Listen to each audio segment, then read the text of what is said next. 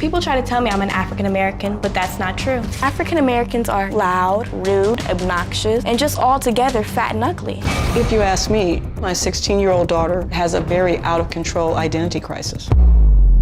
She truly believes she's white. When Treasure was 5 years old, I've noticed Treasure was having issues with her race. She wouldn't play with the black children. Treasure would mangle or destroy her black dolls. She would cut their heads off, pull off their arms. She would pretend that they were the white dolls' slaves. My mom bought me beautiful white dolls instead of buying me the ugly, big-lipped black doll. I felt mortified. I was a single mom trying to support a family. We couldn't afford to stay in our beautiful home. We moved from a mostly white, affluent neighborhood to the city, which was mostly African American. From the suburbs to the hood. I was not anything like other black people. They were all hood rats and they were all ghetto. They all act like monkeys. Her school was predominantly African American. She started to say very racist things in public. Like, I hate black people's hair, they're dirty. She would call them the N-word. It made me feel good to put down an African American person because it helps them stay in their place. All the African American kids that I was around were all ugly looking and losers. They're all gorillas. My daughter is a racist against her own race. What I find the most disturbing is my daughter is consumed with the Ku Klux Klan. It just shakes me to my core. Treasure, have you ever reached out to the KKK? I have their number on speed dial. Call KKK. They keep me current on updated events. I've had the KKK's number since I was in middle school. Greetings from the loyal white knights of the Ku Klux Klan.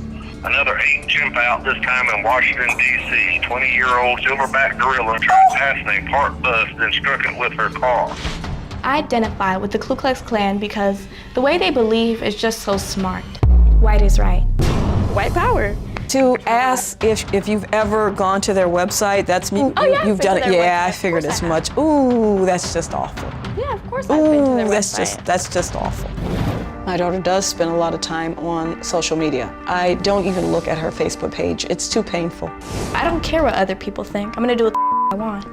As a parent, I kept expecting her to just outgrow it and thinking she would change. I pretty much was like an ostrich, put my head in the sand, and it's getting worse.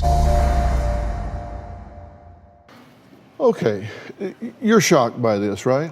Mortified. And I want to tell you, I'm interested in doing this story because I think it's a teachable moment and not for sensationalistic shock value because of some of the outrageous things that she says. So I don't think she's doing them to get attention.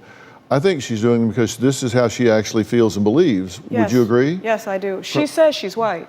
Right, from a very early age. Do you think she's delusional? Without doubt. I mean, so is she delusional in other areas or just this area? Just this area.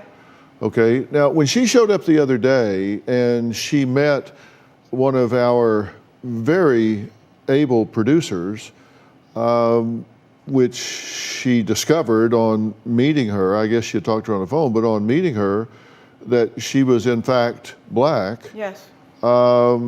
She was very taken aback. Very awkward, reluctant to even shake her hand. Wow, it doesn't surprise me. Yeah, well, this is Christian that she met and worked with here. She says things like they should be in cages, they're monkeys, so her views are extreme, to say the least, and extremely offensive. You have explained to Treasure in the past that she is not Caucasian. How does she respond when you tell her that? She flew into a rage and told me I'm white.